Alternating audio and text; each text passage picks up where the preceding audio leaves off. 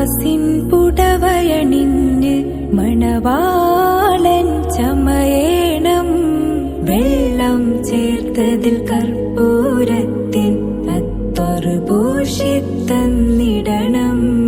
ആറുകാൽ തേരിലേറി തോഴരുമൊത്തെഴുന്നള്ളേണം. ആരവമായി കലിമത്തിൻ മാധുര്യന്ന് മുഴങ്ങേണം. അതിഥികളായൊരു മുൻകർണക്കീറിനെ അതബിൽ സൽക്കരിക്കേണം. അതിരി അതിരി എന്ന് പറഞ്ഞു ജവാബ് കൊടുക്കേണം.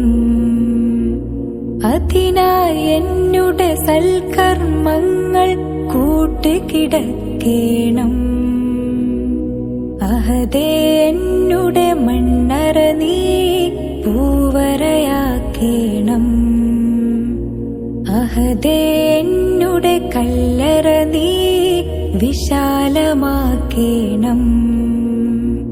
അഹദേ ആ പുതുജീവിതം നീ സന്തോഷമാക്കേണം.